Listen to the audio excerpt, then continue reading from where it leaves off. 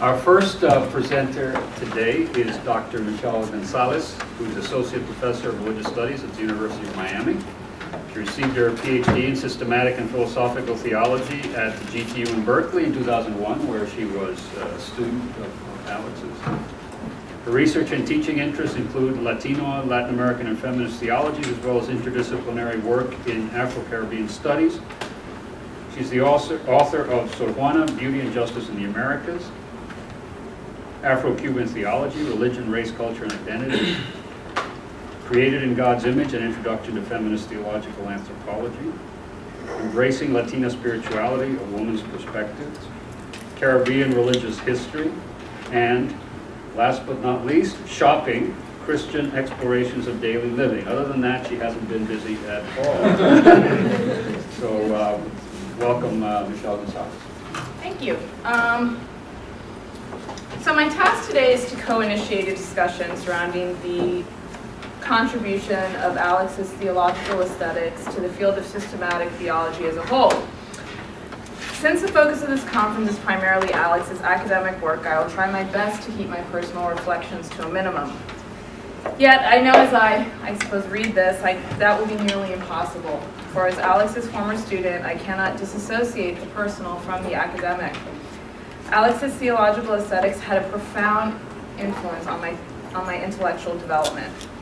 If it were not for Alex, I never would have read Hans Urs von Balthasar. And it was from a seemingly casual suggestion by him. Had it not been for that, I would not have discovered and fallen in love with Sor Juana Inés de la Cruz, because he's the one that told me to read her. And I ended up doing my dissertation and writing my first book on her. Along with Nancy, we worked closely with Alex as he was writing The Community of the Beautiful, and I can honestly say the many hours we spent with him discussing this text are one of the fondest memories I have, not only as a student, but in my entire academic career. In my comments to you today, I will be focusing primarily on Alex's two first books. So I'm going to be focusing on San Martin and The Community of the Beautiful. In defining theological aesthetics, Alex states early on in The Community of the Beautiful that a foundational question for the field is, what moves the human heart? This simple question that is so profound transforms the manner in which we approach theology. For too long, academic theology has distanced itself from the affective, and instead reduced its discourse to a socio-scientific rational model that has little to do with the human experience of and response to the sacred. Theological aesthetics reminds us that this attention to beauty is the most authentic manner in which we can speak of the mystery of the sacred and the human encounter with it. In evoking beauty, Alex introduces the categories of love, awe, and desire in our theological language. Beauty is inherently attractive, meaning that it draws contemplators out of themselves and into a direct encounter with the phenomenon manifesting itself. And this beauty, the contemplator knows, testifies to itself in a way that the other transcendentals of the true and the good cannot. As defined by Alex, and here I quote, theological aesthetics recognizes in the experience of the truly beautiful a religious dimension, end quote. In other words, theological aesthetics contends that beauty is a result of divine initiative. Beauty not only is, though, the human receives it. Alex writes, theological aesthetics attempts to make clear once again the connection between beauty and the beautiful, between beauty's divine origins and its appropriation by the human heart, end quote. Alex notes that in addressing both the objective and subjective dimension of beauty and its reception, theological aesthetics attempts to address modern suspicions surrounding the experience of beauty.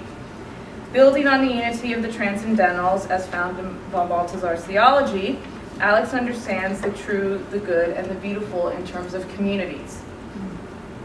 This construction allows for a relational understanding of the transcendentals that addresses the reality of difference.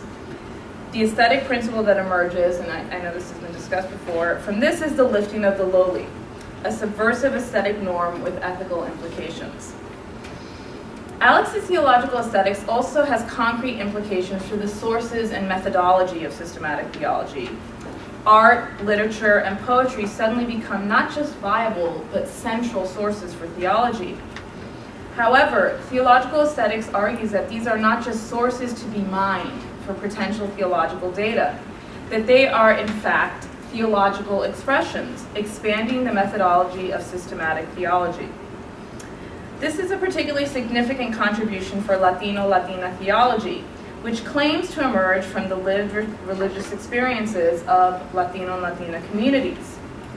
And I think, for me, one thing that Alex's work does is it shows us that there are different sources to understand Latino popular religion, Latina popular religion. I mean, we don't have to become ethnographers to get at the root of this, but at the same time, I think this has come up. Alex, in ways that many scholars do not, was very committed to his church and the community, and you can see and it was in a systematic way.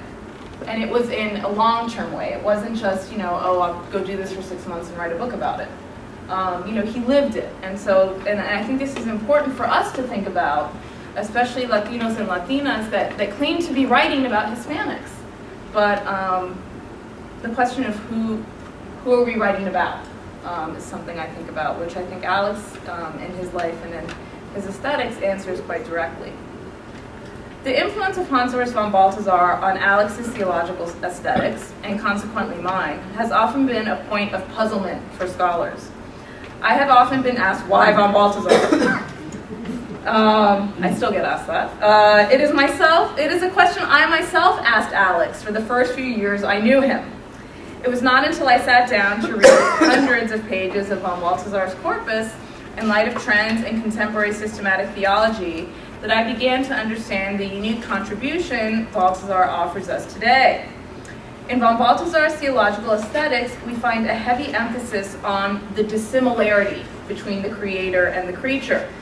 And I think, and I'm sure Nancy can speak to this as well, Alex was very much responding to the Rahnerian anthropology that was so predominant at the Jesuit School of Theology, where it was Rahnerian or nothing.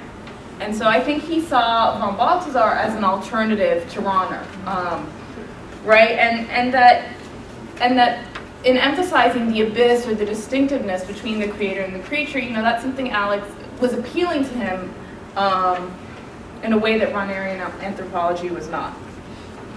I also suspect that what has been described as von Balthasar's kneeling theology had a great appeal for Alex. As von Balthasar himself writes, and here I quote, "From the very outset, one approaches the Word of God, the Scripture, on one's knees, prostrate in the conviction that the written Word has within it the Spirit empowered to bring about, in faith, contact with the infinity of the Word," end quote. And very much the term kneeling theology is a veiled critique of the exclusively academic approach to theology, sitting at a desk, right? So kneeling versus sort of sitting theology. For Balthasar, as for Alex, I believe, good theology is contemplation brought to conceptualization. In the sources that inform his aesthetics, Alex challenges how we define Latino and Latina theology. He unapologetically used non-Latino and non-Latin American sources within his theology in order to offer insights into Latino and Latina religious experiences. I remember at the time of the Community of the Beautiful's publication, people complained about that. People said, what do Charles Sanders Peirce, what does Hans Urs von Balthasar, what does Josiah Royce have to say to us, have to say about Latinos and Latinas? And at the time, when Latino and Latina theologians were finally making some inroads with the dominant North American Theological Academy, and I mentioned this, I think it was today, a book published by a Latino that did not have Hispanic or Latino in the title was quite shocking. I in fact, welcomed that he did that, in fact. Alex's decision to write fundamental theology that is informed by, but not limited to, the Latino-Latina faith experience, to me, is a very important thing for us to think about in terms of the future of our work. In his use of North American pragmatism, Alex had a clear vision of what a theology of the Americas would look like. His hemispheric approach to the task of theology is an often overlooked dimension of his aesthetics. Alex wanted to speak of the church in an American way, in an inclusive way that went well beyond the geographic and consequently intellectual borders that we often create. Coupled with this, his use of von Balthasar's theology, which I think put Latino theology into conversations within Roman Catholic theology that we weren't having. So, not only did he brought us into those conversations. And I also see a similar trend in his first book on San Martin. Here, Alex went to Latin American historical Catholicism as a resource for his theology, a bold move given Latino and Latina theology's continuous efforts to distinguish itself from Latin American theology. I came to study at the GTU with Alex based on reading the book on San Martin and also consequently meeting him prior to deciding to attend there. His insight into the significance of the little stories is one that continues to have profound influence on us even today. And I realize today we talk about contextual theology. Everyone says all theology is contextual and sort of accept that as normative. That was not normative when Alex wrote that book. And so the fact that he was saying that, it wasn't just Latino contextual theology, or it wasn't just from a particular ethnicity. The fact that he talked about it and framed it in terms of the little stories was way ahead of his time. In many ways, the little stories set up the theological aesthetics. For Alex, encounter is such a fundamental dimension of his aesthetics. Similarly, his scholarship is deeply influenced by the concrete pastoral life that he faithfully and consistently engaged in ecclesial settings. The subject matter of the book on San Martin emerges from the devotion of those faith communities in which he participated. And I think this is really important. The book on San Martin represents the first monograph in Latino and Latina theology that addressed Afro-Latin American religious history. I mean, and I joked about this last night, but for in Latin American studies now, black is like the new black. So everyone's doing stuff on Afro-Latin Americans, and Alex really was the first to start doing it among Latino and Latina theologians. Through his work on aesthetics, Alex pushed the boundaries of Latino theology in particular and systematic theology as a whole. He has been critiqued for emphasizing beauty at the expense of justice in his work, though I think this is far from the truth. In Alex's case, whether it is highlighting the little story of San Martin or incorporating the lifting of the lowly as a fundamental dimension of his aesthetics, an attention to justice has never been far from his work. Yet Alex shows us that we cannot have true justice unless we have the aesthetic encounter. And I think one of the things, I try to think about how to describe what Alex's work does for me, and I think for all of us, and the only way he pushes us forward. I mean, I always felt like that Alex would see things that I never saw. And really, it was such, he pushes us, our conversations into new arenas and really forces us to rethink our approaches. While not the exact focus of my presentation today, I must conclude with a word about Alex, the professor, and the mentor. Often when people ask me about Alex's impact on me, they think my answer will be purely intellectual. But it is so much more than that. Alex was a wonderful mentor and role model to me. The hours he spent discussing my dissertation with me over cups of Cuban coffee in his living room are a gift I cherish today. His love for his students and his passion, and you could feel that love that he had for us and that we had for him. And his passion for the subject matter were contagious. He never made us feel that we were bothering him or taking him away from something. Though I know we did. I mean, we would bother him all the time. And, I know that. I just, and he never made me feel like I was bothering him. And Nancy mentioned this. He opened up opportunities for us and encouraged us to take chances that we never thought we were capable of even attempting to do. And Alex, There's so many things about Alex as a teacher and as a mentor that I try to be with my students. You know, I think that I'm not even close, but I learned so much about how to connect with students and mentor students from him. And when I think about Alex, I always think about his brilliance and his humility. And really, you know, Alex is probably the most original and creative thinker I have ever met. The conversations we would have, I felt like they weren't happening anywhere else. You know, no one else was having those conversations, which is why I treasure them so much.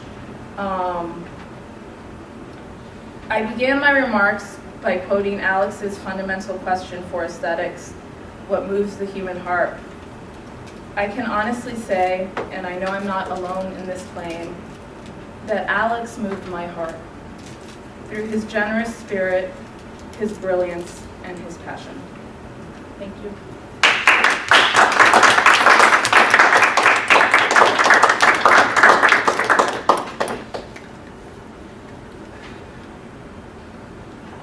Our next presenter is our host, Peter Casarella. Peter is the professor of Catholic Studies here at DePaul University, also director of the Center for World Catholicism and Cultural Theology.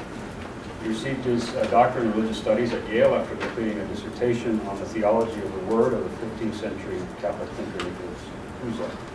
He spent 2 years as an assistant professor of theology at the University of Dallas before assuming a similar position at Catholic University of America. In 2007, he was appointed professor in the Catholic Studies program at DePaul. In 2008, he was named the founding director of DePaul Center for World Catholicism and Intercultural Theology. In this capacity, he organizes a series of colloquia, this is, of course, a short example, and conferences at DePaul on the discourse of Catholicity as a theological program and as a starting point for interdisciplinary research. Thank you. I'll begin with just a personal anecdote. I found out about Alex's passing through an email I received from Roberto while making pilgrimage from Oxford to Littlemore. Littlemore, you'll recall, was a small retreat house in the outskirts of Oxford that John Henry Newman used as a refuge for himself and other members of the Oxford movement as they prayed, read the Church Fathers, and contemplated entering into communion with the Church of Rome. Yeah, I was in Oxford for another academic thing, and so we had half a day off. And so we took the bus from Oxford out to actually go to Rosemont, and you walk from Rosemont to Littlemore. Today, Littlemore stands alongside a community that is almost entirely Muslim. And the trip to Oxford, from Oxford to Littlemore, is thus a 15-minute bus trip from 19th century British classicism of the Christ Church, the College of Young Newman, to contemporary globalized hybridity. At Littlemore, I prayed for Alex and to Alex in a Baroque chapel the size of a postage stamp where the young John Henry Newman had also prayed. That experience made me see more clearly something of Alex's legacy for us. He was no ordinary theologian. Like Newman, he felt a deep sense of metanoia and thought deeply about the Christian significance of ecclesial belonging. Like Newman, he was a thinker who could move easily through complex philosophical and scientific discourses and focus on what needed to be said in order to articulate the sense of the faithful. Alex's own Littlemore was, I suspect, that of the much revered Camaldolese monks at Incarnation Monastery in Berkeley, and especially at the Hermitage in Big Sur. A huge improvement over British weather, I must say. His reverence for the contemplation of beauty and his deep sense of tradition were in this sense very much in the spirit of the men who fled from Oxford to a deserted country setting to find a community of prayer and study that would enable them to make sense of the whole of life and to discover a new path back to the world. Now, I just have two more sections to these remarks. The second section I was going to call Alex and von Balthasar, but after Michelle's presentation I'll call it Why Not von Balthasar.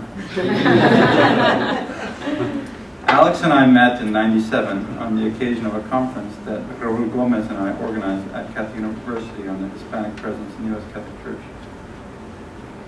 Alex and I bonded out of a mutual admiration for Hans Urs von Balthasar. And my invitation shortly afterwards to serve as the reader of Michelle's dissertation at the GTU also came out of this commonality. So I want to say, really by way of just flagging certain issues that in a sense have already arisen, 4 things about Alex's approach to theological aesthetics, and especially his use of von Balthasar's categories. First, as has already been noted, for Alex, theological aesthetics is tied to cosmic liturgy. This is an insight he shares with the Swiss theologian who titled, as you know, an early book on Maximus Confessor in this way. And so the title for our gathering was meant to capture Alex's own unique vision while also highlighting this commonality. And that would be an interesting point of departure that we engaged on in the morning about, from the perspective of von Balthasar, apart from this one title, the liturgical sense of reality is actually deficient in von Balthasar as compared to Alex. Secondly, just to flag another issue, something we talked about in the last session, Alex developed the theology of the visual arts, which is a topic that von Balthasar played with in his very early works. He wrote a very young piece on music and wrote on Royal and other things, but it's just a plain and simple fact that the theologians heavily influenced by von Balthasar do not attend to the production of the work of art in the way that Alex did. And I think Rebecca and Cecilia here, there's a lot more that can be said about this and that we've already said about the materiality of aesthetics in Alex. Thirdly, Alex came to von Balthasar as a former Lutheran. As you know, in Luther, there's a stark opposition between a theology of glory and a theology of the cross. They're very conceived in a very dialectical fashion. That theology which puts the cross and the contemplation of the cross and the meaning of the cross at the forefront stands in stark opposition to that which looks at the glory of the world, the glory of creation. So in a sense, von Balthasar is a very good starting point for someone who wants to overcome that Lutheran opposition, but also take seriously the cross in a way that will then feed into and be nourished by a theological aesthetic. So it's a perfect dialogue partner for someone who had that background in that sense. Finally, and to develop this point a little bit more fully, for Alex, semiotic relatedness leads to concrete form and not vice versa. Here's a point where I think the two visions diverge. I think this is a difference between the thinker of the Americas, the point that Michelle just highlighted, a thinker of the Americas dedicated to Gutierrez, Pierce, Duns Scotus, and Royce, a Californian, not a Hegelian, as Alex insisted, and a thinker of European harmony dedicated to Goethe, Aquinas, Rudolf Allers, and Reinhold Schneider. But this is more than a stylistic difference. There's a real disagreement here about the nature of reality.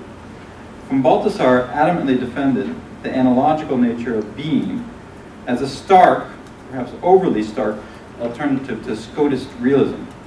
Alex, through Pierce, Hopkins, and especially Scotus, defended the univocity of being. It is not a simple question of distance versus nearness, or one of redemption versus incarnation. Alex defends a medieval doctrine of formal beauty in a new key, quoting from the Garden of God, page 127. Is beauty, he says, to be found in the unity or the variety of form? Once you ask that question, a more profound element of beauty becomes evident. It is that element which somehow brings the varied into a unity without losing either the variety or the unity. End of quote. Alex believed firmly in the transcendent character of beauty. He insists in the community of the beautiful on the anagogical nature of contemplation. But his theory of Scotist formal realism is different from that of von Balthasar. Alex was always discerning holes in the spiritual, with the dove hole, holes in the spiritual vision of a community and the transformation of a technocratic mode of urban dwelling into a garden, and holes within our own souls as we try to make sense of reality. These holes are neither abstract concepts nor mere particulars. Like Scotus, Alex considered them to be formal realities that have to be discerned in their very thisness, Techetos for Scotus. Balthasar, a great admirer of Hopkins, another Scottish realist and fan of Newman, Balthasar, a great admirer of Hopkins, nonetheless recoils from the seemingly romantic belief that formal wholes are so easily discernible in life and in history. Influenced by Karl Barth and Gustav Sievert, Balthasar decries Scotus's metaphysics as a mere conceptualism, one that has the unintended consequence of excluding every pre-grasp of the self-revelation of the free God. This is a quotation from volume 3 of Balthasar's Glory to Lord. Balthasar's metaphysical position is meant to safeguard the radical epiphany of incarnate form. The revelation of Jesus Christ comes into history as a wholly new reality, not as a pre-existing whole. Alex's position foregrounds the presence of such form in the very midst of the life of the people of God. Clearly, the two positions, one more analogical and one more univocal, complement each other and can stand in creative tension. And finally, the third part, theology and holiness. By starting with Newman, I've already indicated that Alex was a holy person and a theological mind of remarkable caliber. He was also a theologian of holiness, one who tried to recover the connection between theology and a life lived in pursuit of God's holiness. Above all, he taught us to look for marks of holiness in the midst of the lives of the people of God. In a sense, he developed an epistemology of holiness.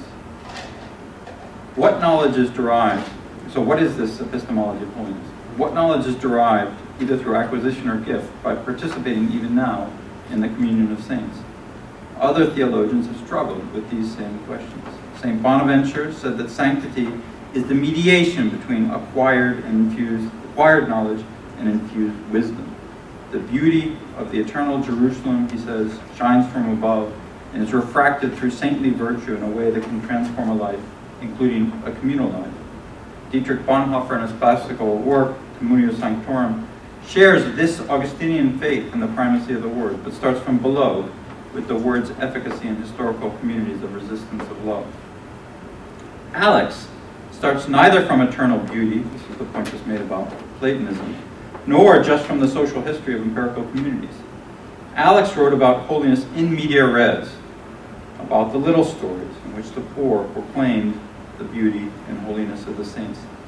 These stories include the witness articulated in the form of a semiotics of culture of San Martín de Porres, Señora de Guadalupe, and Carrera de Cobre, who floats, he says, at the middle of the cosmos. I would like to recall a little story, the story of Estefania. She was a 2-month-old child of a Puerto Rican couple. She died of AIDS in a shabby housing project. Alex was then the Lutheran pastor called to perform her burial in a barren lot overrun with weeds. The father of Estefania was also buried in this lot. Alex recognized a pauper's grave and a seed in the faith of these people for what was to become the San Martín de Porres Lutheran Church in Allentown. Alex then tells a story of how this experience called him back to his Catholic roots and enabled him to recognize the church as beautiful and holy. This is a very long quote, but I'm going to recall at least part of it. From an unmarked gravesite to a church with a mark that is a name, I saw in this experience God call me back to my Roman Catholic roots. Eventually I did return, and am now a Roman Catholic lay professor of theology at the Jesuit School of Theology at Berkeley. I have written several books, including one on St. Martin, as well as several on the theology of the beautiful. I wrote these books out of this experience. I had learned something profound about the reality of the church. It has marks. More important, these marks are often unrecognized by academic theology, but are seen quite easily by the poor. There is one special mark, however, that by its very visibility truly defines the church. It is kalokagathia, the union of the beautiful and the holy. Kalokagathia is a Greek word for which we have no modern counterpart. It is a word that grasps an intrinsic connection between the good, agathos, and the beautiful, kalos. I see that mark in that statue of San Martín de Porres. As such, kalokagathia, as represented by the simple statue, calls to question what the world has come to know as either beautiful or holy. It also recovers one of the lost marks of the church. We used to see them after all, in every church. I mean statues. Now they are often found in dark corners, or church basements, or attics. When the church made its peace with the modern world, it also became embarrassed by its devotional art. Placed in the light of modern taste and scholarship, much of the church's art fell out of favor. A modern church, for example, puts much store in the historical study of the Bible. It would allow artistic depictions of biblical stories. Unfortunately, much of the church's art dealt with non-biblical, or more accurately, non-canonical stories. By this, I am speaking of the legends surrounding the apostles, Mary, and Jesus that are known by Bible scholars as the Apocrypha. And then going on to the end here. The church has marks. I saw this as I stood in the front of the unmarked gravesite of little Estefania. I sensed then that God would not leave that place unmarked. In the ecumenical miracle of the San Martin de Porres Lutheran Church, I saw that a very special mark of the church transcends the sins of the human church. It is the innocence of those who stand at an unmarked gravesite, yet hope for things unseen. Such hopes then become marks, marks that have filled the church with music, color, tapestries, statues, paintings, dance, drama, and 1,000 other forms since its beginning. It is the mark of a wounded innocence. It is the mark of Colocagatia. It is the mark of the church. So that's the end of this quotation from the essay, The Church is Beautiful and Holy. So to try to bring this together, Alex recovers the doctrine of the communion of the saints by exploring the convergence of two truths that sadly have become separated in our contemporary discourse and experience. One is a theory that explains how beauty and goodness are perceived in the wounded innocence of the poor of Jesus Christ. The other is a theology of cultural difference rooted in a semiotic understanding of faith and culture. I want to underscore the claim for convergence in his work. Cultural difference is exalted by virtue of the perception of beauty and goodness in the concrete lives of the faithful. Likewise, beauty and goodness are neither descending nor ascending. Those transcendentals of being come to light as refracted through difference in both nature and culture. What kind of theory of aesthetic perception do we find in Alex's work? His fullest statement is found in The Community of the Beautiful. The book begins with Hopkins' poem Pied Beauty, which is transformed into a theory of praise for the cosmic community of science in both nature and culture. Through from Balthasar, and here we come back to a kind of rethinking of this question I just raised, through from Balthasar, Alex embraces the analogical difference between creator and creature. Through Peirce and Scotus, he embraces the formal distinction as a lens for grasping the semiotic community of difference in created reality as a created good. Here's the creative tension just mentioned, as presented in his own work. His theology of cultural difference builds on this semiotically construed ontological realism. The key insight in the community, which is buttressed by Royce's extension of pragmatism into the social domain, concerns the continuity between the experience of San Juan Diego and the call at Medellin in '68, and by contemporary Latina theologians to recognize the preferential option for the poor. Popular Catholicism, theological aesthetics, and solidarity with the poor all stem from a single, unified vision of faith, grounded in the concrete perception of beauty and goodness. What does Alex contribute to an epistemology of holiness? An aesthetic imagination makes judgments about reality based upon the perception of beauty and goodness. Drawn upon the Magnificat, as well as the liturgical canticle of the three youths in the furnace in Daniel 3, he suggests that an enculturated lifting up the lowly will establish an aesthetic mode of interpretation that is not only doxological, but also redemptive and liberating. So I conclude then with his own words on the redemptive power of a new aesthetics. Redemption, in light of God's ordaining power, is less a state of mere existence or an invisible inner reality than an ordained existence, a common reality in the midst of marvelous differences, a community where the invisible becomes visible by power of a bold and daring spiritual imagination, which makes manifest communities of truth, goodness, and above all, the beautiful. Thank you.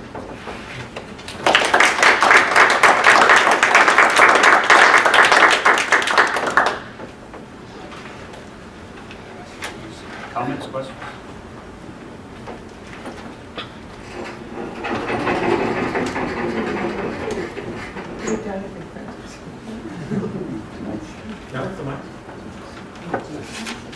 We like being in the cave.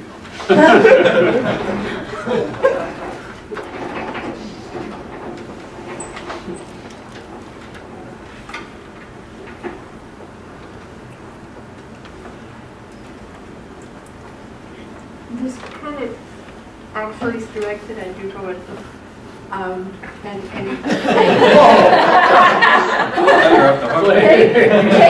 Takes from the two of you, but I've just been mulling in my head through the whole day. Your concept of one of the marks, and you're going to the marks, the most prevalent mark of the church in most of the scriptural writings being the suffering church. And then Alex's concept of woundedness. And how these two come together. In other words, the relationship between this insight that you have and Alex's insistence of the depth, the goodness, the beauty of woundedness. I don't know if I made any sense.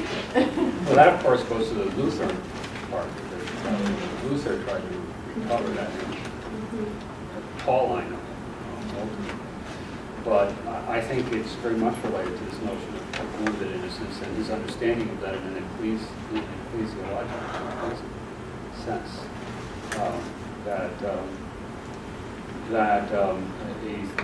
On the other hand, I mean, I think, again, the notion of wounded innocence holds in tension both the glory and the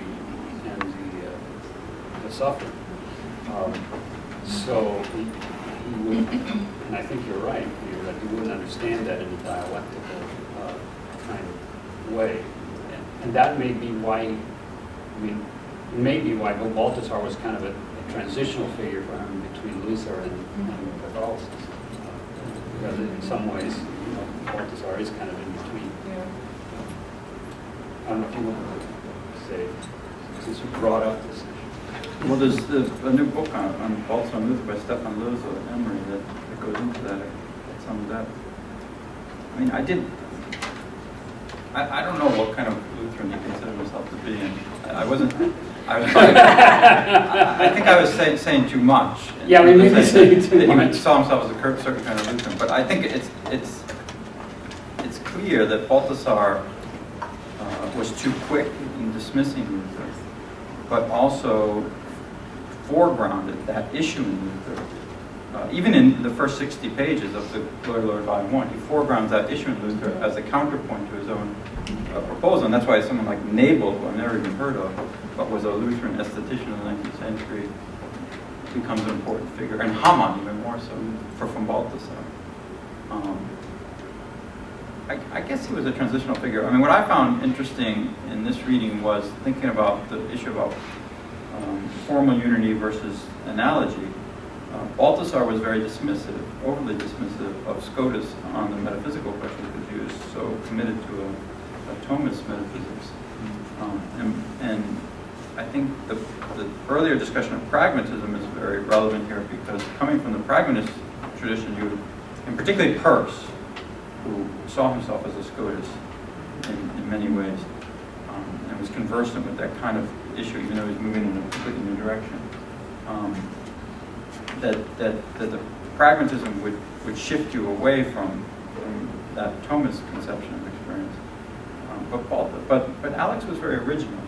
He couldn't be put in a shoebox, Balthasarian or Scotus or Thomist. And the reason we're here today, I think, is that he provoked all of us coming from different methodologies and different standpoints to, as Bob said, rethink them and look at them from new vantage points.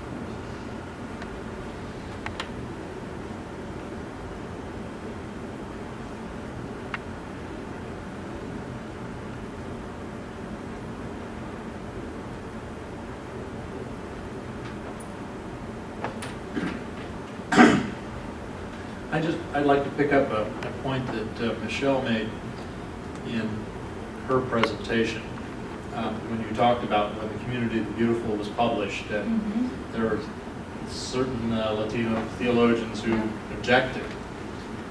And one of the things I've always appreciated about his work, and Roberto actually also, when contextual theologies first started being talked about, they were largely identity theologies. And originally,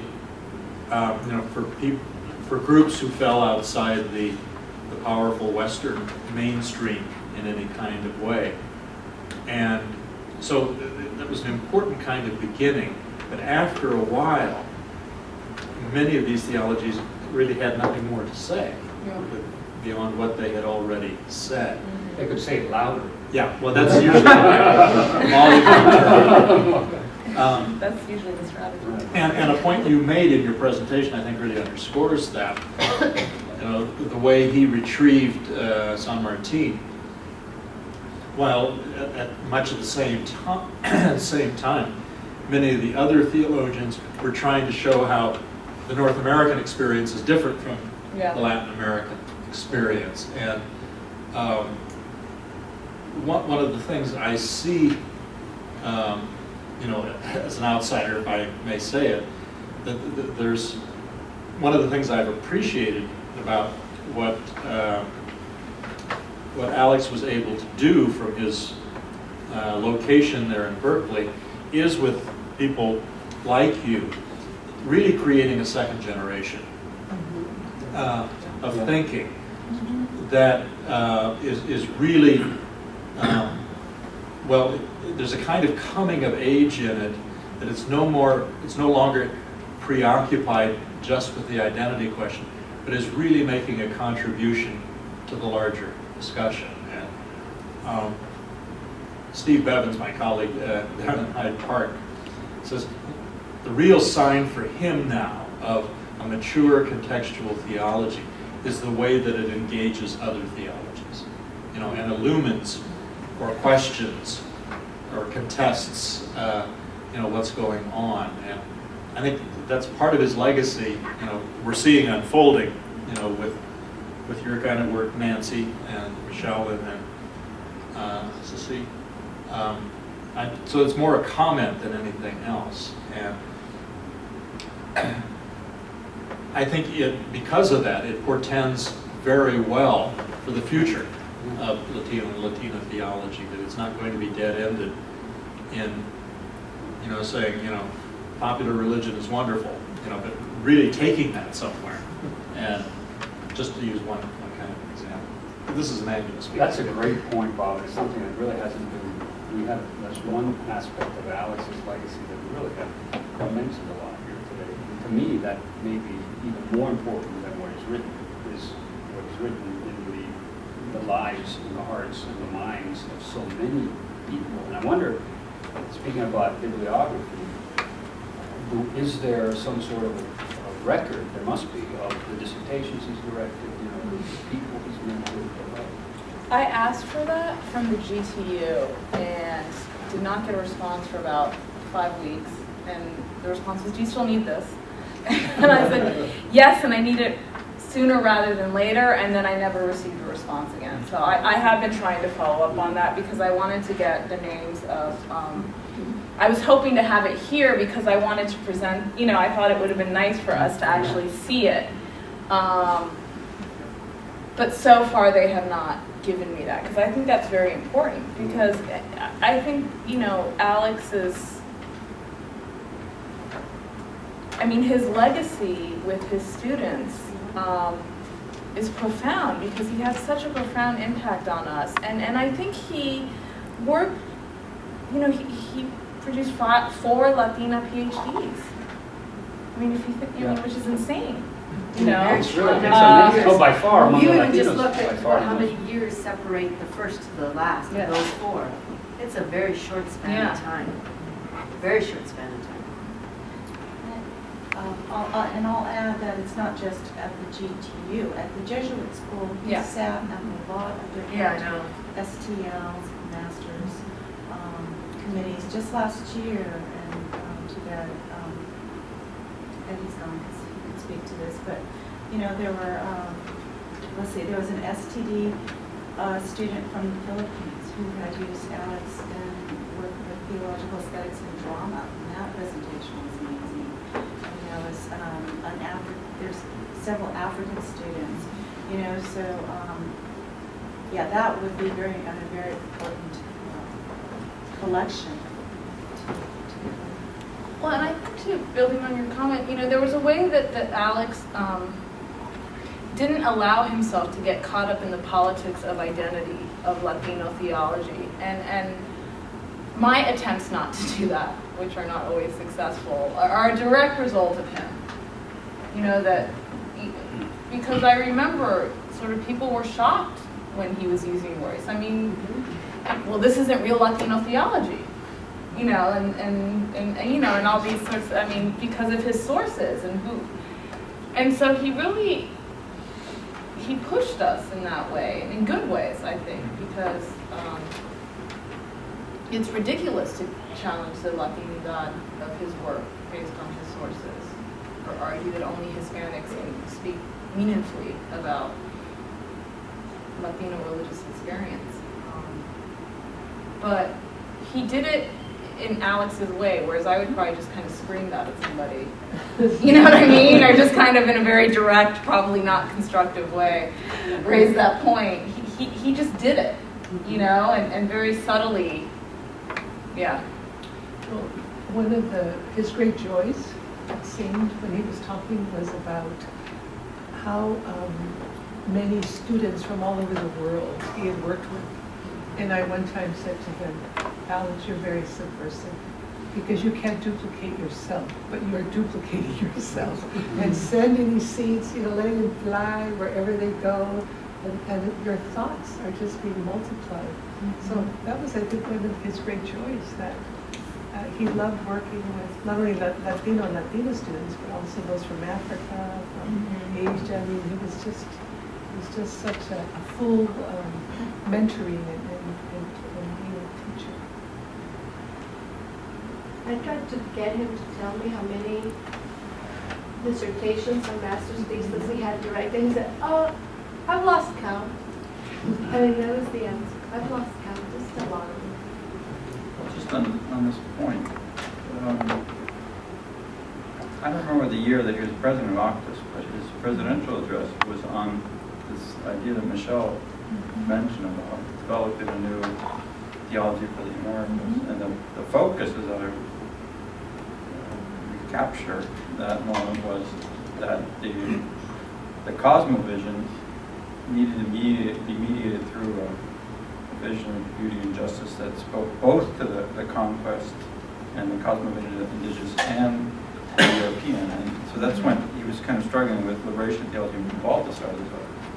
When I went out to Berkeley for the Beauty, Color, Truth conference, it wasn't a different Alex, but there was clearly a maturation. He was no longer talking mainly about a theology for the Americas. It was really Pacific Rim and the dialogue with Buddhism. And I have to say, from the perspective of him as a Balthasarian or engaged person who engaged Balthasar, that's very significant. But Balthasar, at the end of his life, stated that the weakness in his aesthetics was his inability to go deeper into Asia and Buddhism. Yeah.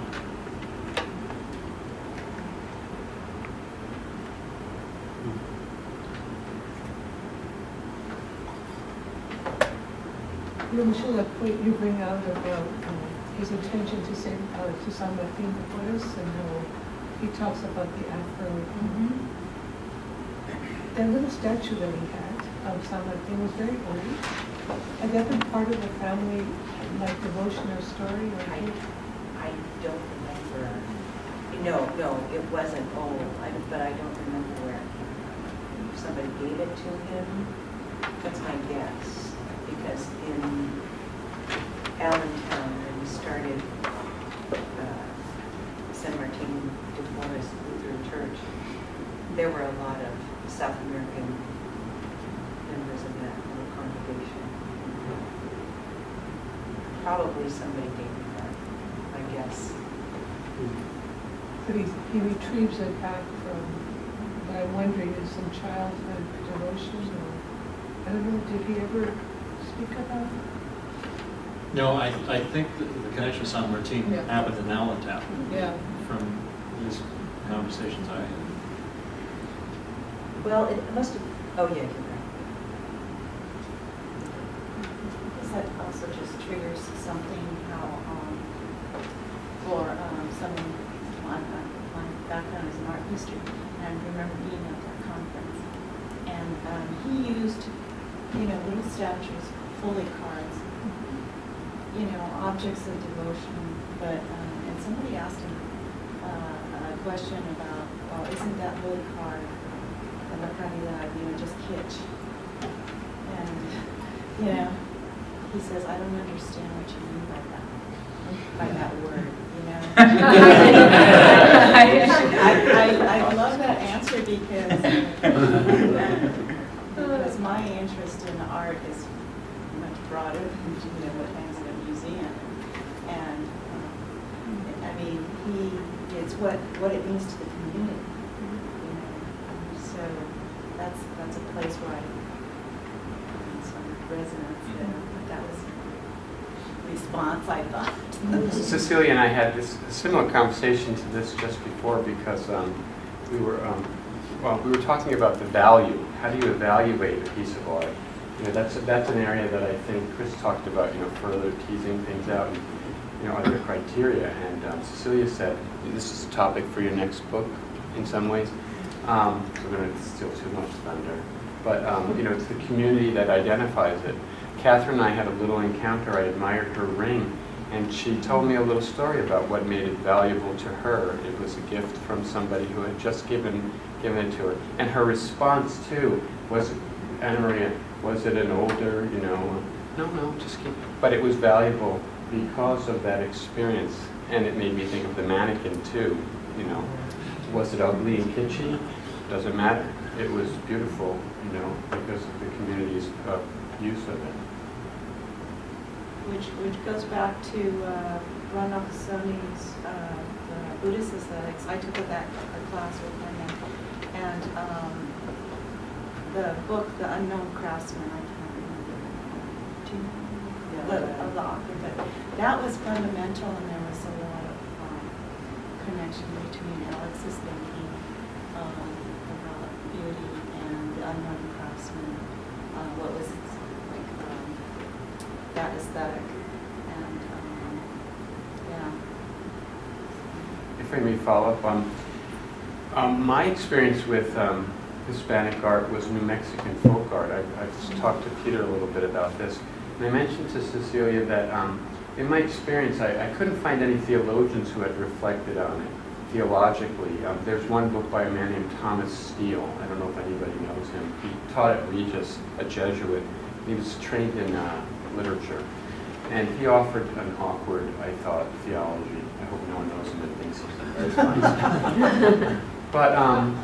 But he records, and I've had experience. I gave a lecture in Albuquerque about the folk art, and when I showed an image of a Renaissance representation of the Trinity, it was almost a booing.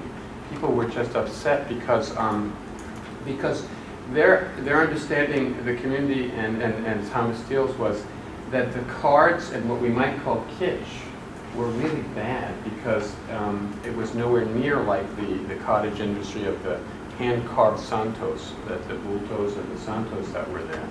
And so we were discussing, Cecilia and I were, about why did that community seem to reject it? And you can bet if you went into someone's house, on the table would probably be mass cards of the type that they were all scoffing at, maybe images that were cut out of magazines rather than handmade things. They're so expensive. What's that? Well, the handmade stuff is so expensive. Yeah, now we sort of joked about how maybe it's a niche industry and they want to maybe preserve it for political and economic reasons. Who knows?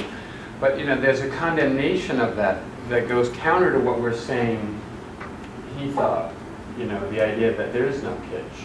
The value is really in the encounter with another person, the experience that it evokes.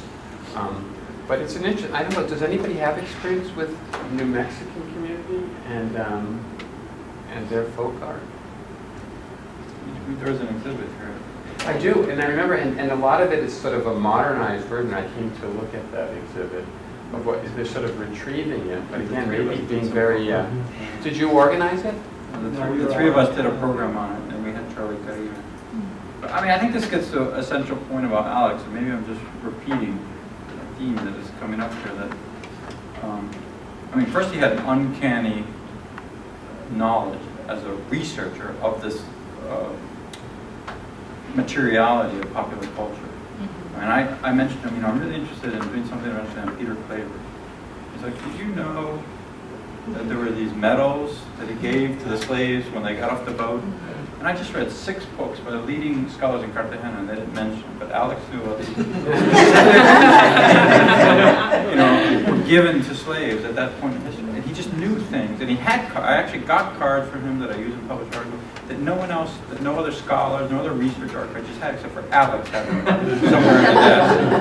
And it was just uncanny. But then, in terms of his methodology, there's a kind of harmonious and fragile convergence of the study of material culture with theological aesthetics. And that's very unique because you have umpteen art historians and medievalists who do that, and then you have the theological aesthetics of here, but that convergence was a real gift. It was an incredible gift. Yeah, that was, I think that's a significant contribution that he made to the GTU's program when he decided that he would run across the campus between the systematic theology meeting and then the art and religion meeting. And he became central to both of those areas, and with this whole idea that he would bring them together in theological aesthetics. And honestly, he couldn't find room for it inside systematic theology, so he made room for it inside art and religion, to where now you guys have a requirement of theological aesthetics right in your comprehensives, which didn't exist before. So he really significantly shaped who's coming out of the GTU and what it is that they're doing. Which is really funny because you can't study music history without really having a theological knowledge. I think the best non-member of my department who knows theology is the music historian. All of our students will come, I learned that in the Intro to Music History class, whenever we're doing some introductory theology.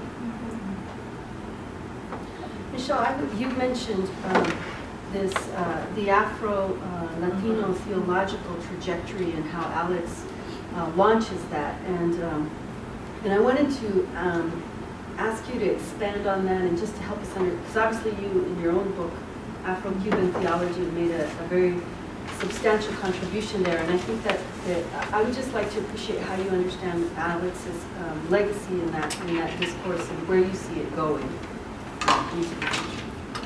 Well, I think that Alex, in the same way that he used the sources that he did in the community of the beautiful, he didn't allow himself to be categorized by the identity politics of the academy. So I think, in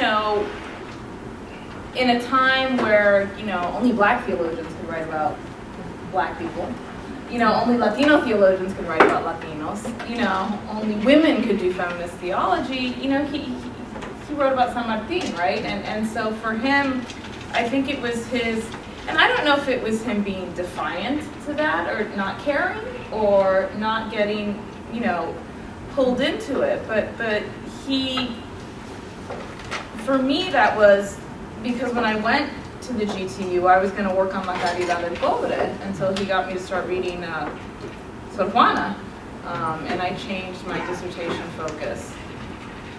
But for me, it was huge because that's what I wanted to work on. I wanted to work on, at the time, La Caridad del Pobre and look at race and her devotion and the history of that. And Alex was the only person you could go to. He was the only one that had written anything about blackness and Latinos. Really, he was, at least in theology, no one else. And now I know, I wrote my book. I know Miguel de la Torre has some stuff out now. Elias, well, yeah. So and now there are more, but at the time there was nobody. Orlando had started with it. They never published it. People never published it. So and his work did not reflect that. And so or his published work, I should say. And so for me, it's not only that he opened the door, but he didn't care that the door existed, whereas I remember when I wrote Afro-Cuban theology and going back and forth with University Press of Florida, well, I don't know, can you write a book called Afro-Cuban? Because you're not Afro-Cuban. And I said, I really don't care. The book's not about me. But I think sometimes that happens in the way our work's categorized. And Alex did not allow himself to get drawn into that. Could somebody say something more about what he found interesting about Buddhist aesthetics and where he was going with that? Well, just from the conference and also the few classes, I didn't have the interface course because he hadn't designed it yet, but he was thinking about it. One of the things that he told me, and then I asked him, Alex, where did this come from? And he goes, I don't know, but I think Ron Nakasone told me. It was, he said, fall in love with the other's love. That was the key for him. That he wanted to help us to fall in love with the other's love, and that aesthetics, going back to the moving of the human heart, would be the way to make this happen. And so that was one of the things he told me. The other thing, I think, the commonality of the very this non-idea of fine art and folk art, but that in the Buddhist aesthetics, everything that is made is to be beautiful, even if it's just a little rag that's going to be used to wash dishes, it should be beautiful. And he found that really, really evocative and powerful. And I think he again, going back to what Michelle's saying, he really liked just expanding everything. One day he told me, he said, I'm not interested in building a ghetto. I'm interested in building a city. And so it was this idea that he just wanted to bring more and more. His idea of community of beautiful was real. Yeah.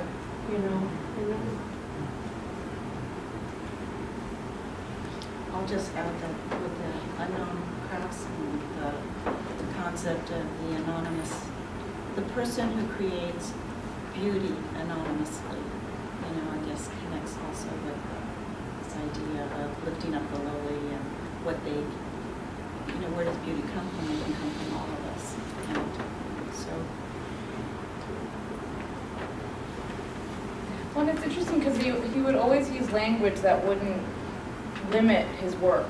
I mean, I remember, I'm sure you do, Nancy, we used to fight with him about Gustavo Gutierrez all the time. Because he had written off Gutierrez, and me and Nancy were not having it. No, and so, Liberation Project yeah, suspect. Yes, he was very suspicious of Latin American liberation theology, and we would get in these long discussions, the three of us, because Nancy and I would try to convince him that he was wrong, and that he should take these things more seriously, and that he was being too dismissive. But the flip side is, I think he didn't want to get caught up in that language. So instead, he talked about the lifting up of the lowly. He found ways to express concepts that didn't, like you say, don't close up his work, but instead open it up in ways that other scholars that are saying similar things say it in ways that are very limiting.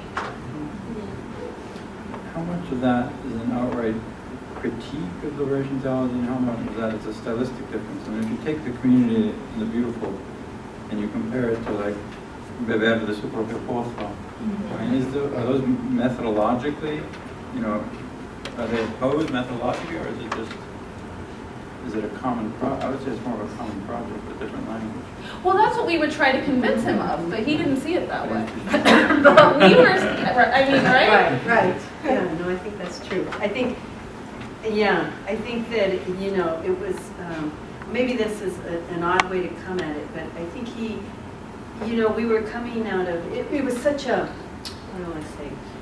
The whole liberation thrust was coming so much out of a Catholic South American reality, and I think at the time when we first started with him, that was still somewhat distant for him. And I think he changed over time, but certainly in the beginning, there wasn't an affinity there at all. Can you say more about why? Why would he reject your arguments? Why would he want to keep it at arm's length?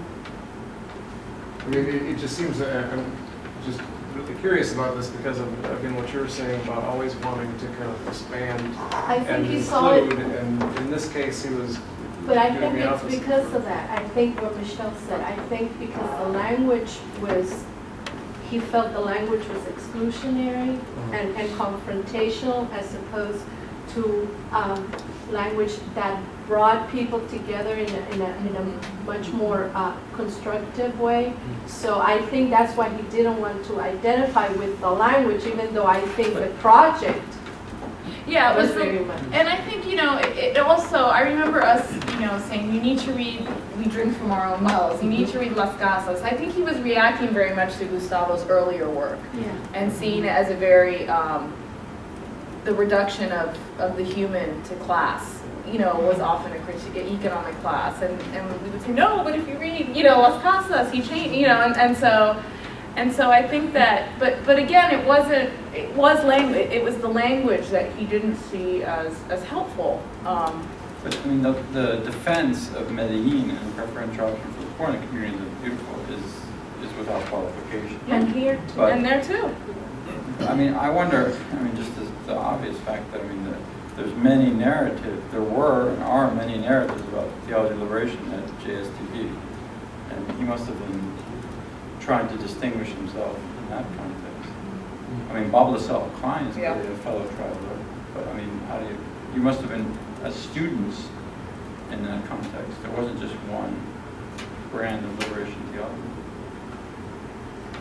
Well, Bob was gone by the time I got there, but they collaborated, as you know, really closely together, especially on the John Courtney Murray group. Yeah, So there was no opposition in terms of what the project was. I think we've said already how he resisted reductionism, and I think a lot of that was that. And again, that phrase of his, I don't want to build a ghetto, I want to build a city, I think that was the key to his thinking.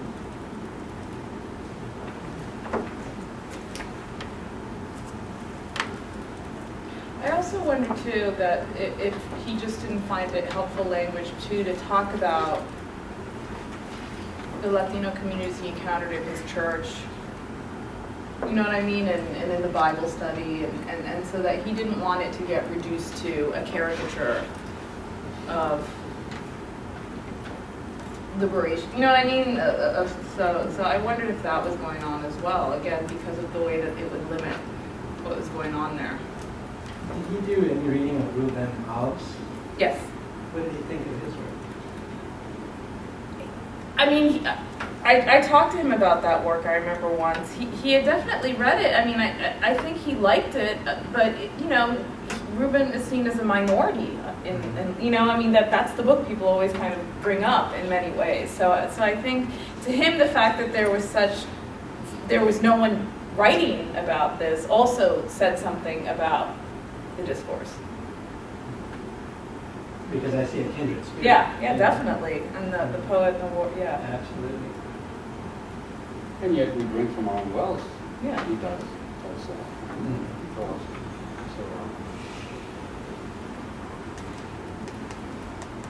And might want to say at the end of Job, we did a book on Job. There's also a cosmic. Yeah, definitely.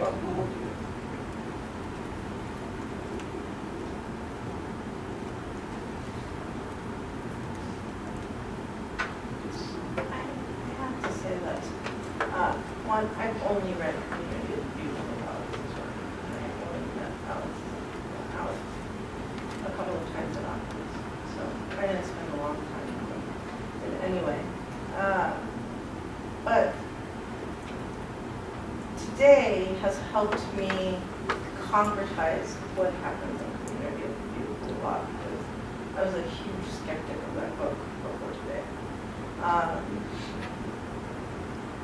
And I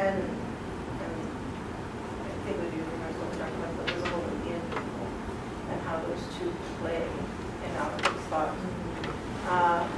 Because my big challenge has always been the focus on the transcendentals of the true, the good, and the beautiful, and what that role has to do with justice, because then it becomes questions like who defines these things and who is able to account for them, and what happens to the false, the evil, and the atrocious. And I think the visible and invisible help in some way to look at that, even in Alex's work, so maybe flipping that around and thinking about that. Along with, or grounding it in, that it's really important to understand that it's in little stories that we come to understand this. And the part about the little stories, though, that I think is, or can be really profound, is that it's not just little stories, they're interlocked little stories. They're little stories that create changes of heart, movement of heart. They are points or moments that make us stop and reflect, and then they touch us so deeply that it is in those moments that we begin to change and grow.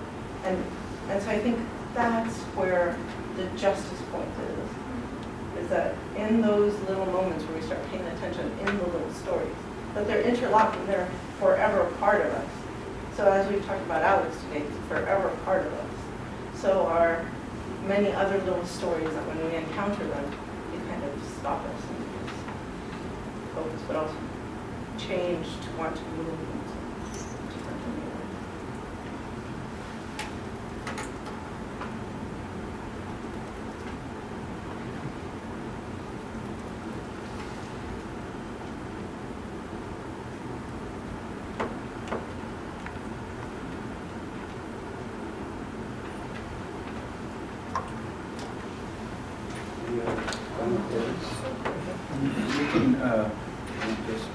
I would suggest we just move to the last session. Well, let's first of all thank you both. Yeah.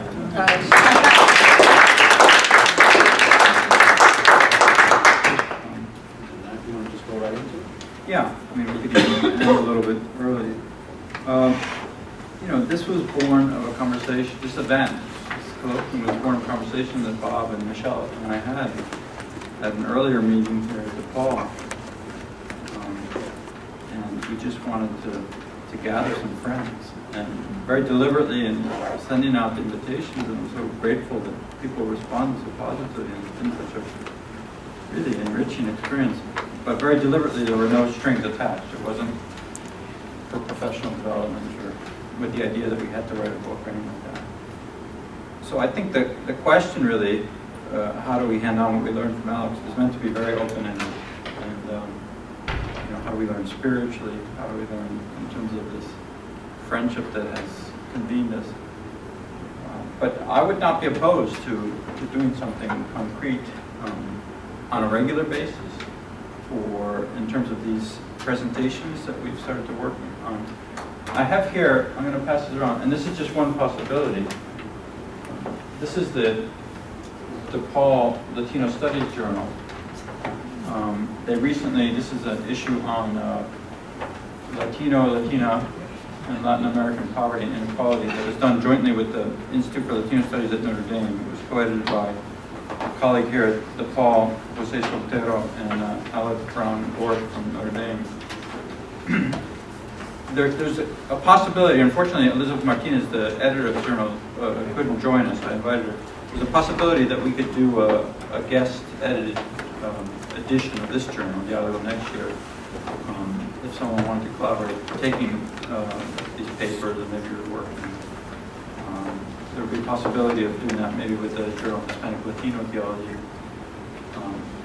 But as I said, there's no strings attached. I mean, just the fact that we're together is really a beautiful testimony. But I did want to leave some time to think together about how our friendship with Alex and one another might lead to some creative activity. And not just to treat it as, well, what are we going to do with these papers, but it's very open. I just feel like it's really critical to collect his work, a manuscript collection, what he's written, right. who he's influenced, to archive that somehow, to have it in a place, and I don't know where, but to start to do that systematically before I just. Well, Tim's gonna send me all of the popular articles. He's gonna give them to me. I told him I would, and I think, oh, she just left. She's gonna send, Yeah, we have she to said there are a vote. few missing. But, you And know, so I'm gonna follow up with that because I I don't know what yet because I knew we were having this talk, but I do think those, I think his popular pieces are wonderful, and I think they actually are so beautifully accessible in ways that some of his other work is not, but I think it's the same vision behind them, and so I think that's an important piece, as is getting the records of who he worked with and sort of looking at that kind of genealogy, if you want, that emerges from him. But also to find the Yeah. archive to place it in. Yeah. Before we get to Dan, do you want, I think Cecilia should say something about the project you're working on and where it might converge with this. Sure. Yeah, so I just wanted to make sure that I told everyone, and then I will send Peter a flyer so that everyone can have it, about what we're doing at the AAR. So on November 18th, which is the Friday, the Society for the Arts and Religious and Theological Studies and the Art and Religion and Literature section coming together. So it'll be from 3 to 5 in the afternoon on the 18th. And it's going to be similar to this in that we thought it up as a round table with 10-minute presentations by scholars who will then be responded to by 2 doctoral students. And that's another place to see Alex's reach, because these 12 doctoral students all wanted to participate. So that'll be a really good place for us to get a sense of that. It's going to be moderated by Mia Mochizuki. Oleg Bishkov is going to present on Alex's aesthetics and science. Tom Shirky on the aesthetics and liturgy. Ron Nakasone on the interfaith aesthetics. Bill O'Neill on Alex's aesthetics and ethics. I'm going to talk about sources and especially about this. And then Frank Birch Brown is going to be the one that will close it with a look toward the future of theological aesthetics. And at this point, like I said, they're short little papers. And Oleg Bishkov, who some of you may know, is at Bonaventure, and he's also the editor of Symbora, is thinking also about, could we make this into, expand it into a volume,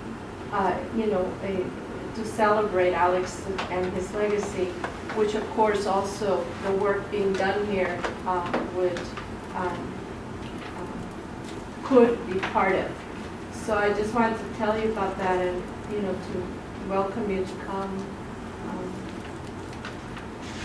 And we can just, see where that goes. We want to make sure that everybody can come, so we're inviting people from the community, we're inviting artists, making it as open as we can. Where is it? And so it's down, this is on November 18th. It's the right? So Pre-sessions, yeah. Pre-sessions with the society. So if you go to the AR website, because I don't have the exact room, but I know it's in the Intercontinental Hotel. It's in the ballroom, and it's 3 to 5 on the 18th. I was just going to say that I can see if you move towards trying to record some of this in an academic journal, there being a temptation to put in the foreground the quote-unquote more academic aspects of what we've been talking about here, in the background, the personal reflections.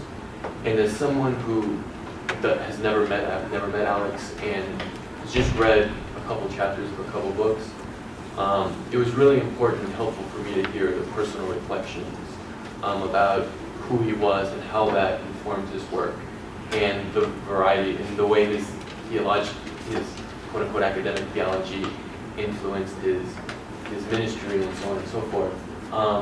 So I would just, encourage that to be foregrounded as well, to make sure that the personal reflections and even less, even just individual pieces that could stand on their own could be really helpful in giving people new insight as they're coming to Alex, giving them better insight into his work.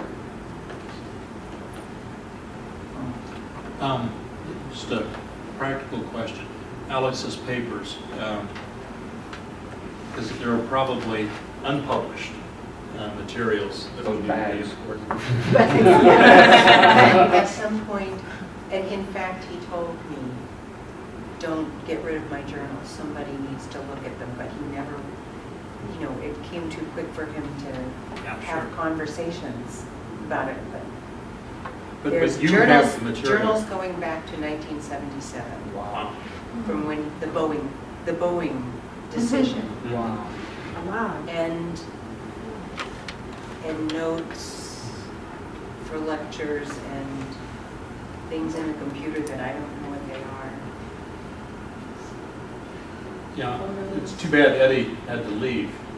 See whether JST, because something should be done to really archive. Absolutely. For Santa Clara. Is that a project you could pick up here at the Center of World Catholicism? I mean, meaning, like, could somebody off your own staff here pick up the project of cataloging?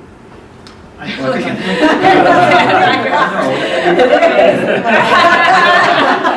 just think because you sponsored this. You're gonna like speak out. No, I think we could start working on a research project, but that it would be more appropriate that you have decisions you have to make about how First of all, you have a decision. leaving that aside, I mean, that's your personal. Yeah. Right. But, I mean, assuming that you want to make some of it accessible for research, then you have to decide where to house it. Right. And that institution is going to take. You're really DePaul is not, we have archives, but it's not designed for graduate theological research. No, I think what you need to think about, and then eventually some decisions, you really need to lodge these in a library. In a good archive, And Notre Dame comes to mind because they have archived so many, major figures in theology, and church history, and so on in this country. Yeah, they're really good. So because there's a professional side to doing this.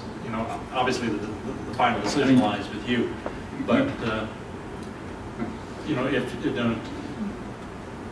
if we think that there's more stuff there, and I'm sure there is, it would be important that it be cataloged and accessible, but also protected. In terms of what. Somebody to help me know what would be valuable. I mean, I just worked through this with the daughter of a friend of mine who inherited his theological library. She, I think, is in the point of making a decision which school to send it to. But I mean, what I would say, Kathy, is you should consider us available, if I can speak for the group, to offer whatever advice we might. And if you, obviously negotiations are involved, but you should just think of us as people who can make ourselves available to answer any questions you have. And then I think when an institution, if you make a decision about an institution, you make an agreement, then they could bring people in and do whatever needs to be done in terms of the dirty work and cataloging. And like was mentioned, there's GST Santa Clara. Santa Clara doesn't archive. The GTU doesn't archive. Well, I stepped out just as that when they came on the floor, but I don't know. I mean, just to say that this convergence integration between Santa Clara and JST, I think would provide some really interesting possibilities. I assume Kevin Burke would be happy to talk. And that one of the other things that I'm not sure, I think it may have come up in some part of Alex's many involvements, but from Berkeley, he was bridging over to Santa Clara. He was part of a science group at Santa Clara. So I don't know if that might be an area to pursue. I mean, it's not the only one I was thinking. I mean, That's one issue. I mean, I think the kinds of things that we've talked about would be putting together the bibliography, as Rebecca stated, including the comprehensive list of students she advised in different capacities, and making sure that that gets published. That would be most appropriate in the context of a fellowship that Cecilia was talking about with that comes to life. The working on these presentations into some form of publication, an issue of a journal would be, I think, a worthwhile task. And then this other idea that we should definitely keep alive, or if not start working on directly, would be to work with a publisher to get the popular essays out. And with Kathy's permission, maybe select the journal entries, or maybe a 2-volume work, one of popular essays and another journal entries, with appropriate introductions and material that would frame it. Those would be very valuable for the academic community and other groups. The other piece that it may have already been mentioned, but one of Alex's projects and dreams, even during the last months of his life, was the online journal, the e-journal. Wasn't he was talking about wanting to And create Theological Aesthetics journal, which he was talking about that with Santa Clara. But I was not part of those conversations. But then he was also talking with Oleg at St. Bonaventure, and Oleg has made the commitment to make Cithara into a Theological Aesthetics journal. But I do think we need to be very vigilant, in all of us that have any kind of relationship with JSD and with Santa Clara, because I for one, when I came in the summer, I was very upset to realize that Alex's office had been taken apart and already empty and being painted and everything, without it being first photographed, with everything, having everything cataloged for where everything was. I thought that would have been a really important step, and it was missed. And then also cataloging his library, that was also not possible. So it would be really important for us from this moment forward to try to be really kind of, and Kathy and I have talked about this, be very, very careful that we preserve as much as we can before it all just gets, Along that same line, I'm thinking about syllabi that he created. Even if his email account is still, does he have one? Those are that's correspondence. That's something that the center might be able to do, or we could do together, would be, and there's some copyright issues that immediately come up. But along the way of the Festschrift or these other projects, to create a website with the bibliography, with the syllabi, with a set of resources for this group and for others who are going to want to do something. I mean, we could add that to the DePaul website. We could add that to the Actus website, but that would be an interim, a kind of resource to start collecting some materials. And the copyright issues, as many of you know, come up when you want to put up a PDF of a whole article, and that gets more complicated. But unless, like Billy, you have graduate students who do websites for you, and they're all anarchists and they don't care.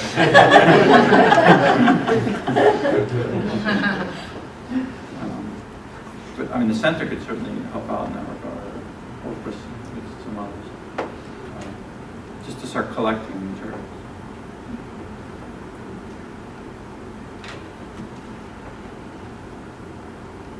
My initial thought is a journal versus a festschrift, partially because I've been approached about contributing to 2 festschrifts that never found publishers because publishers don't want to publish festschrifts anymore. So I think we have to be aware of the market, so to speak. But I've been, and those are just people, would you be willing to write an article for this festschrift? And then I say yes, and then you get an email, oh, we couldn't find a publisher, we're not doing this. And this has happened to me twice in the past probably year or 2. In terms of which journal, I'm not inclined to, I think if we did it in the Octus journal, that would limit its readership and limit Alex's contribution, which is so much more And you know what I mean? I just, that doesn't feel right to me, given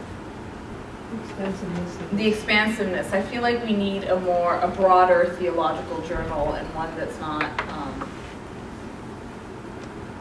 yeah. Just if I may follow up on the fellowship question, you're absolutely right. Mm-hmm. And the only way you would get a publisher for a fellowship would have been if Alex had consistently published with the same publisher. Yeah, exactly. Then you can twist their arm. Yeah. But Yeah. he didn't. Yeah. And, 4, 5, 6. Yeah, that's it, yeah. Exactly.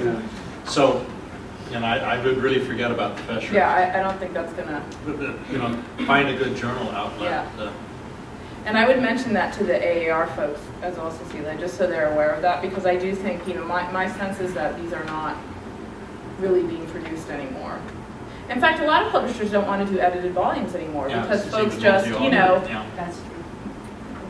they don't want to do edited volumes because, well, people just photocopy 1 or 2 of the chapters and use them in their classes, and no one buys them. So, I mean, it's just a very different market right now. So I think we have to be conscious of that.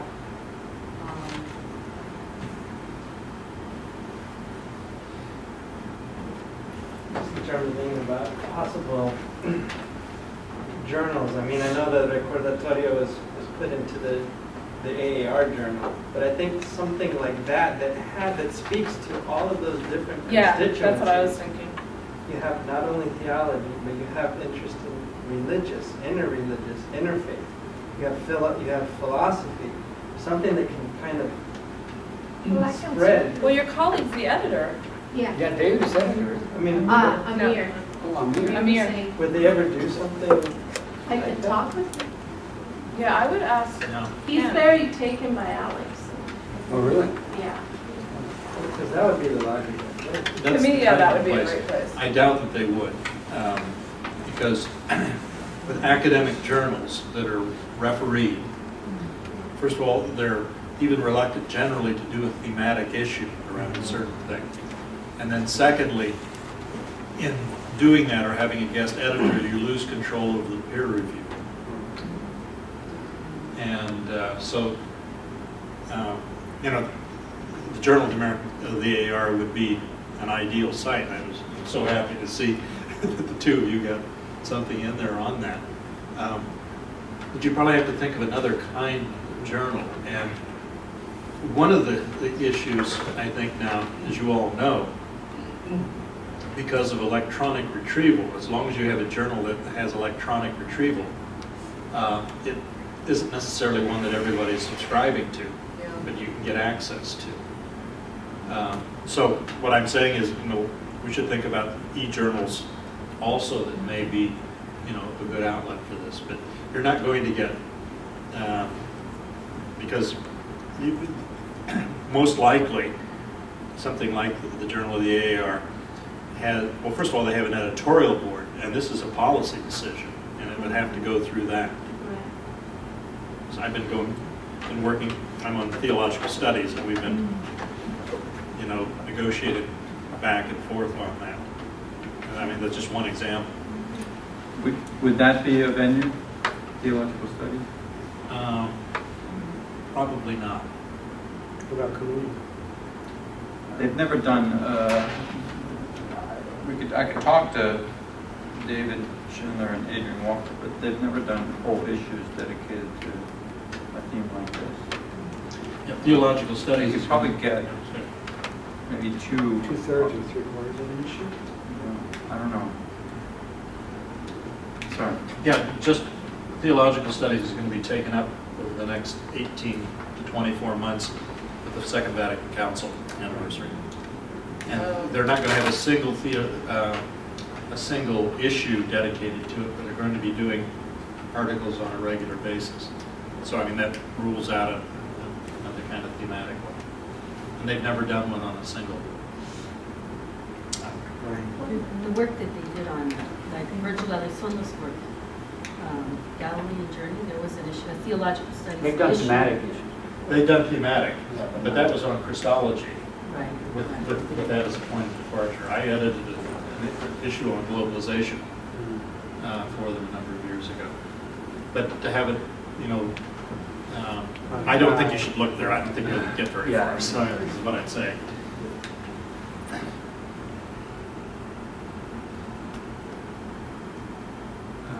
I would be willing to collect what we have with the idea that we're moving towards some kind of publication, probably in a journal. Would accept help in terms of editing for the simple reason that we have many of you know, we have a backlog of publications in the center that we're working on. And I don't want to see it just go into some drawer. But I can pitch it to Elizabeth Martinez for Dialogo, and that might just be a transitional thing where we do an issue of Dialogo, say in the next year, with some of these essays, and then work from there to a book. And then at least we'll have a good start. I think, this conversation has been very fruitful in terms of these pragmatic questions and some directions. But what seems to me is a real fruit from my own vantage point of these conversations the last 2 days is that Alex had such a big vision, and all of us, I think, in so many different ways have begun to think about where we fit in terms of the vision that he gave us and how he renewed our own vision about things. And these 2 days were never intended to be where we're going to nail the vision. Bob started us by saying it's too big for any of us, and it's too early to understand what it all means. But the thrill of these 2 days for me has been to confirm that it was an amazing vision, and it was an amazingly vital vision, and that to convene this group once a year would be for me a very, very helpful and productive task, and to think about what Alex gave us on a regular basis, and if that became a 2-year working group on a book or something, or a new journal or something, that would be a beautiful thing. But not to treat it just as an assembly line production. Right? Mm-hmm.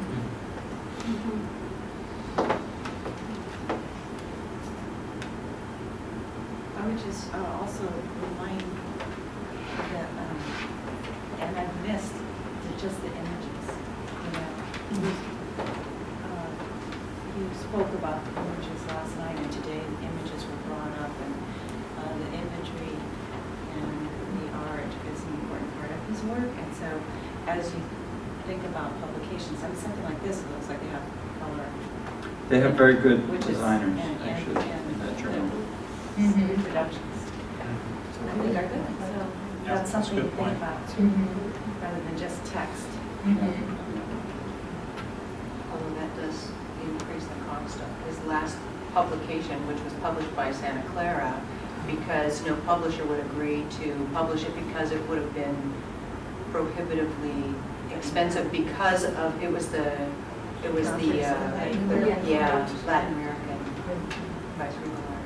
It's beautiful.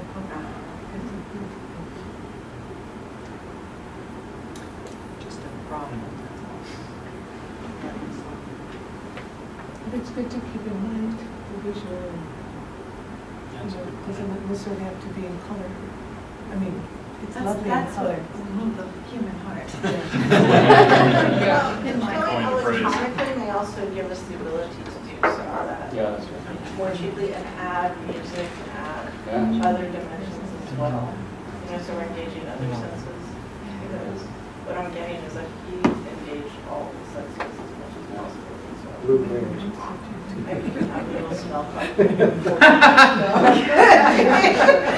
Exactly what you were talking about. Like Spy Kids. Yeah, from Spy Kids.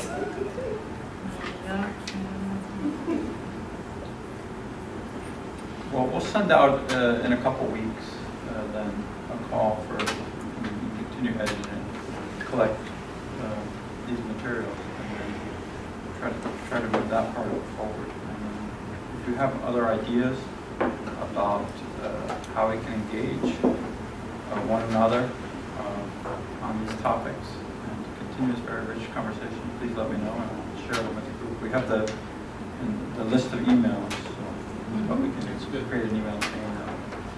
Yeah, and for myself, and Oleg's not here, but I know that he would agree, it would be really, again, going along with Alex's way of being, to bring the two groups together so Yeah. that the aesthetics, the theological aesthetics group, and that's going to meet at the AR, and this group, so that we start like expanding the community in both ways.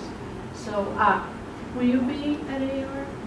I don't know yet. Sure. Well, it just would be I hope great. so. It would be great if you maybe Okay. even could say a little something about Okay. this group Okay, I'll try to. when we meet. Yeah. Because I mean, what we want to do is take Alex's task that he left us to keep the work going, and so he raised his little fist. But that's the whole point. So however we do that, as many workers as we can get on it. Anything else?